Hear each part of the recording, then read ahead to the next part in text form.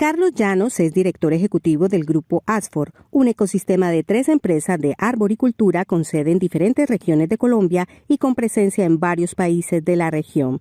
Es conferencista y realiza cursos de formación para arboristas en países de América Central y del Sur. También es consultor de la Organización de las Naciones Unidas para la Alimentación y la Agricultura, más conocido como FAO, sobre bosques urbanos y de diferentes ciudades, sobre infraestructura verde y soluciones basadas en la naturaleza. Trabajó como ingeniero forestal urbano para diferentes contratistas de proyectos lineales en las ciudades de Bogotá, Medellín, Bucaramanga, Barranquilla, Santa Marta y Cali en Colombia, Quito en Ecuador y Lima en Perú. Fundador de la Asociación Colombiana de Arboricultura, ACA, y del Instituto Latinoamericano de Arboricultura, ILA. También es ingeniero forestal y tiene una maestría en Desarrollo y Medio Ambiente. Actualmente realiza estudios de maestría en Arboricultura y Bosques Urbanos en la Universidad Complutense de Madrid. Igualmente es miembro de la Junta Directiva de la Sociedad Internacional de Arboricultura, ISA. Hoy en el Ágora, árboles que necesitan las ciudades. Invitado, Carlos Llanos. Muy buenas tardes, amigas y amigos. Bienvenido a su programa El Ágora, Charlas con Ángela. Hoy estamos con Carlos Llanos, una persona muy reconocida en el campo de la arboricultura. Carlos, bienvenido a nuestro programa. Un saludo especial para todos. Muchas gracias, Ángela, por la invitación. Carlos, pues vamos a meternos nuevamente a tu rancho y vamos a volver a tus orígenes en Pitalito, Huila. Cuéntanos si tú en algún momento piensas volver otra vez por tus raíces. Sí, claro, estamos desarrollando un proyecto, una casita. Este fin de año va a estar lista y esperamos estar viviendo en Pitalito, o al menos pasando temporadas en Pitalito dentro de unos 2 años, cuando Sarita termine la primaria. Entonces, por supuesto que pienso volver. Porque tus padres viven allá. Mi papá y mi mamá viven ahí cerca, entre Pitalito y San Agustín, en una vereda que se llama Matanzas. Ellos están ahí y la idea pues es estar cerca para poder acompañarlos en los últimos años de ellos. Bueno, volviendo otra vez a tu carrera, ¿en qué momento decidiste que la arboricultura era lo tuyo? Bueno, después de terminar química, estudié química en la Universidad Distrital como licenciado, me di cuenta que no era, mi fuerte en realidad no era la docencia. No tenía la paciencia suficiente para dictar clase en un colegio. Entonces me metí a ingeniería forestal, y estando estudiando ingeniería forestal como en sexto semestre más o menos, tuve la oportunidad de hacer una primera poda de árboles. Yo tenía destrezas para trepar árboles, para escalar árboles. Obviamente las había conseguido en mi época de niño, trepando árboles para bajar frutas y para jugar en los árboles.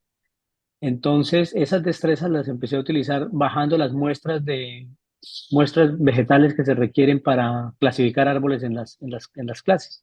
El profesor se dio cuenta de eso y alguna vez llamaron a la universidad para pedir que alguien podara un árbol en la hacienda Hato Grande. Me llamaron a mí, la universidad me prestó equipo, yo fui a hacer la poda. Afortunadamente salí vivo de ese primer trabajo porque en realidad no tenía mucho conocimiento. Definitivamente me enamoré cuando me pagaron, porque para ese momento era una cantidad de plata increíble. Entonces de ahí dije, esto es lo mío, me voy a dedicar a esto. Empecé a aprender algo de arboricultura, a hacer trabajos y bueno, aquí estoy después, casi 30 años después. ¿Cómo fue tu entrenamiento en el Canadá? Ah,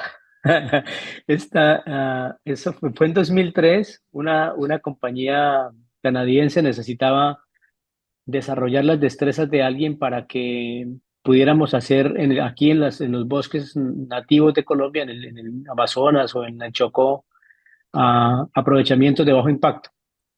Entonces me contacta esta empresa, es una firma que se llama Hayes o REM, un profesional que se llama Timo Sepanes me contacta y me dice que si estoy interesado en ir a tomar un curso de entrenamiento en Canadá para hacer tala de árboles con helicópteros.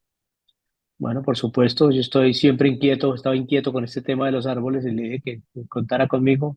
Me ayudaron para sacar la visa canadiense y también la americana porque hacía una escala en Estados Unidos o algo así. Entonces sacamos las visas y nos fuimos a 8 meses a British Columbia a escalar árboles, a escopar los árboles, Ahí aprendí todo el proceso, me enseñaron todo el proceso, cómo es la cartografía, el mapeo, la selección de los árboles, la escalada del árbol, cómo se descopan, después cómo se transportan con el helicóptero de la montaña hacia el patio de acopio o hacia el mar. Fue un proceso increíble, muy formador, muy interesante, conocí gente muy interesante y sobre todo adquirí destrezas muy valiosas que me han servido durante toda la vida.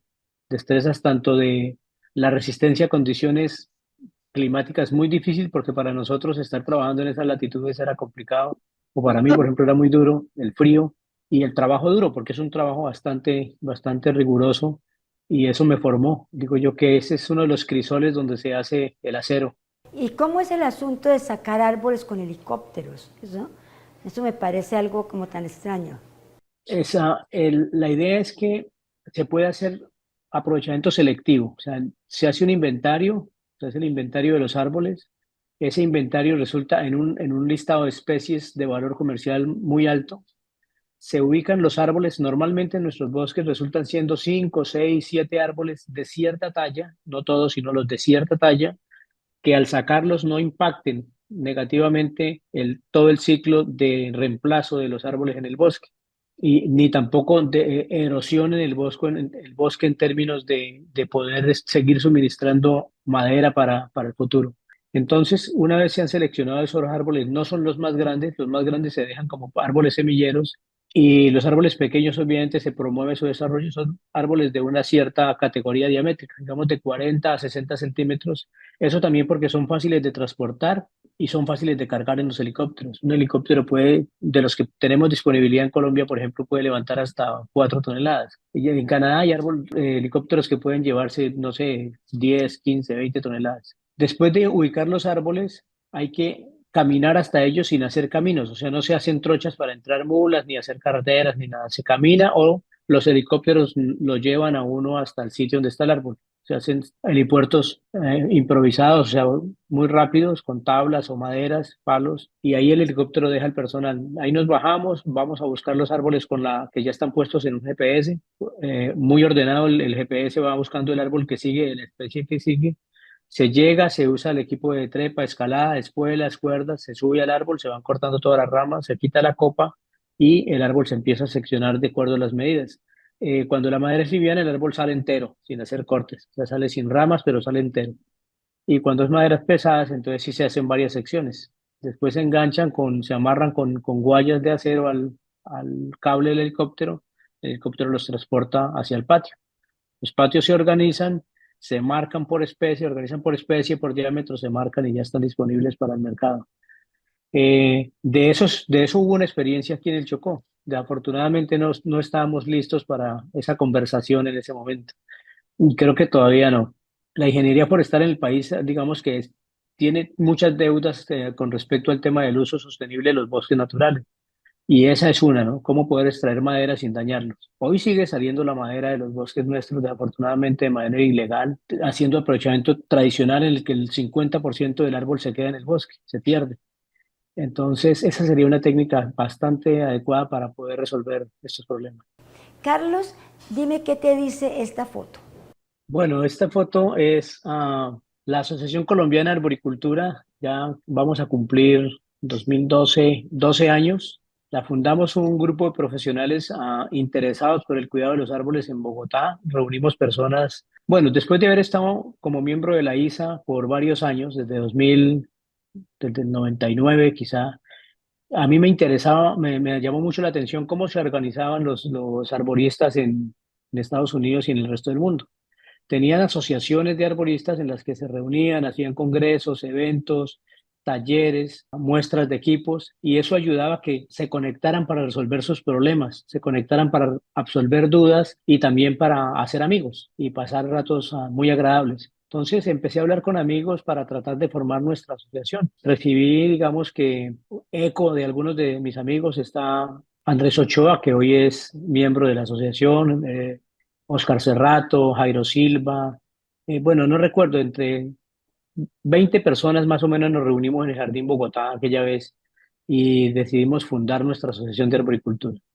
De ahí para acá ha sido un camino largo, los primeros años fueron de mucha quietud, Estamos tratando de avanzar con la arboricultura en el país. Es una ciencia que todavía incluso falta muchísimo que entre en serio a las empresas que hacen gestión de árboles, que comprendamos realmente el valor de los árboles y el valor de tener una asociación que hable de la ciencia del cuidado de los árboles en las ciudades. Entonces, a hoy tenemos 50 miembros de esa asociación, cosa que nos hace muy felices, un poquito más de 50 miembros. Somos capítulo ya de la Asociación Colombiana, de la Sociedad Internacional de Arboricultura, es el capítulo Colombia. En Sudamérica hay tres capítulos, el capítulo de México, el capítulo de Brasil y el capítulo de Colombia. Ha sido todo un proceso muy interesante de la asociación para llegar al punto en el que está hoy. Esperamos que siga creciendo, completar 1 millón de amigos, como decimos por ahí, para que cada vez los árboles sean mejor cuidados y sobre todo, si cuidamos los árboles, estamos cuidando la calidad de vida de las personas en las ciudades. En esta organización también se encargan ustedes de la parte de la seguridad en cuanto a la escalada. Sí, Ángela, claro, esa es es uno de los objetivos fundamentales de la asociación y es que además de que se tengan buenas prácticas, que el árbol se cuide adecuadamente, que las podas se hagan correctamente, que se entienda la fisiología, cómo funciona el árbol o sus patologías, se use la ciencia para resolver esos problemas, no solamente, digamos, la información que hay por ahí ah, disponible en común de las personas, sino que haya ciencia detrás de los tratamientos conociendo el árbol cómo funciona, es mucho más importante para nosotros cuidar a quien hace el trabajo. La persona que hace el trabajo, el arborista está expuesto si trepa árboles a riesgos de altura, si maneja agroquímicos, a la contaminación por los agroquímicos, a contaminación por riesgos biológicos que pueden haber en los árboles, avispas, eh, alacranes, otros animales, y hay también especies que son nocivas para la piel, tóxicas. Entonces, hay una cantidad, una serie de barreras que permiten que la persona se cuide. La primera serían los elementos de protección personal. Entonces, es obligatorio que un trabajador de árboles use disciplinadamente sus guantes, sus gafas, sus tapaoídos, su casco, su arnés, sus cuerdas, su pantalón anticorte, botas de seguridad, etcétera, ¿no? Es una obligación que no puede eludir un trabajador del árbol. Y también hay otras barreras que nos consideramos la más importante y es la barrera de la conciencia. Trabajamos para que el trabajador solo sea consciente de su seguridad. Si él es consciente de su seguridad, va a ser consciente de la seguridad del público, de la seguridad del árbol, de la seguridad de los bienes de los clientes con los que trabaja, de los bienes de la ciudad si trabaja en las calles. Entonces, nuestra principal preocupación es hacer personas conscientes de la seguridad y la responsabilidad que implica manejar los árboles. Pero ¿cómo fue tu paso entonces por la ISA? Yo me hago miembro de la ISA en el 2000, año 2000 me asocio a la ISA, empiezo a estudiar para mi examen de certificación.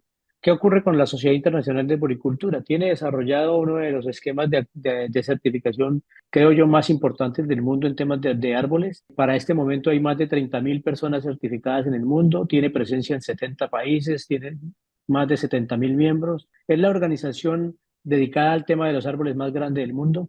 Cuando entro a la ISA, empiezo a estudiar, me certifico como arborista en el 2003.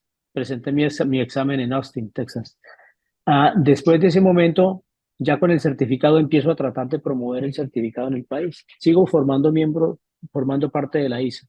Soy invitado a formar parte del Comité Hispano de la Sociedad Internacional de Arboricultura como en el 2007. Y estuve ahí 2000, o antes del 2007, como en 2005. Y estuve ahí, incluso fui presidente del Comité Hispano de la ISA. Ahí sí fui presidente de ese comité, como hasta el 2011 o algo así por ahí. Después sigo formando parte de la sociedad, de la asociación. Hace 3 años entonces me eligieron para ser miembro de la junta directiva. Te vamos a mostrar este videito y nos dices qué opinas. Sí, ok, listo. Son árboles en riesgo, Okay. árboles muy grandes, plantados con mucho cariño, pero cuando crecen se complica la cosa. Cuéntanos cómo afecta, digamos, la forma, porque pues se habla mucho de que hay que sembrar muchos árboles, hay programas grandes de siembra de árboles, pero no parece que hubiera ninguna consistencia en dónde se deben sembrar. ¿Qué le sugerirías tú a la ciudadanía o a las mismas ciudades de cómo se deben sembrar los árboles? Lo que vemos en el video es que hay árboles que crecen demasiado en las ciudades y que seguramente no hubo un proceso de planeación o de selección para poderlos implantar. ¿Qué pasa con con la selección de los árboles? Yo creo que hay temas supremamente fundamentales. Un tema fundamental en el tema de los árboles es el tema del vivero, que creo que es el más importante a mi juicio.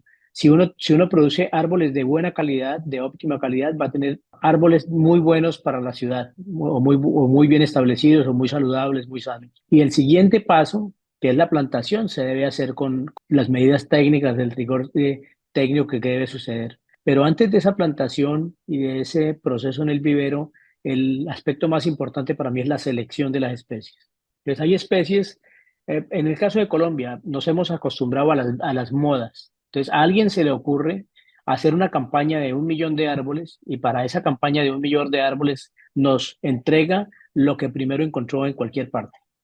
No importa que sea, no le preocupa la procedencia, no le preocupa la especie, no le preocupa cómo crece ese árbol, qué tamaño va a tener, dónde estaría bien que esté ubicado. Y como esas consideraciones no se tienen en cuenta, resultamos en tener árboles puestos en el sitio incorrecto. Estos árboles, por ejemplo, que veíamos en el video, que son árboles de eucaliptus, esos árboles crecen demasiado, logran alturas de hasta 60 metros, tienen poda natural, sus ramas caen de manera natural. Eh, Cuando son embestidos por el viento, vientos fuertes, se pueden fracturar y caer, se volcan naturalmente, son atacados por hongos. Entonces, esos árboles son los árboles que generan problemas en las ciudades y no deberían estar en espacios urbanos ciertas especies. Los técnicos, digamos, de Dagma, por ejemplo, en el caso de Cali, ya han trabajado un listado de especies, de especies que son compatibles con el medio urbano. Entonces, debemos respetar, por lo menos leer qué hay escrito acerca de ese tipo de árboles y no promover la plantación de árboles que sabemos que van a ser árboles problemáticos. Porque nosotros los plantamos hoy. Los árboles son transgeneracionales. Hoy lo plantamos y disfrutamos el momento de la plantación, sentimos que estamos haciendo algo positivo. Los que lo disfrutan son nuestros hijos. Ellos disfrutan el árbol durante su vida, 50 años, 60 años, 70 años, disfrutan el árbol y los que tienen que pagar las consecuencias son nuestros nietos. Entonces, cuando son árboles longevos, porque hay árboles como estos eucaliptos que crecen en 15 o 20 años y el mismo dueño es el mismo que tiene que padecer sus problemas y los costos que trae, los costos altísimos que trae resolver este tipo de situaciones. Porque ya en un área urbana o en una construcción, en una casa, una vivienda, pues retirar un árbol que se va a convertir en un problema o que va a causar una catástrofe, lo tienen que hacer expertos, primero.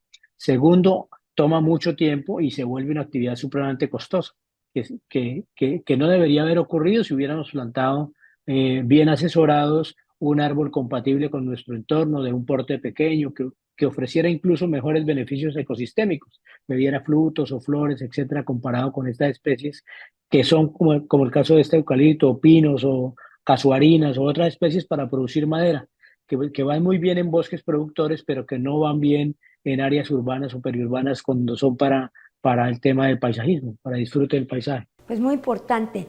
Quería hacerte una pregunta.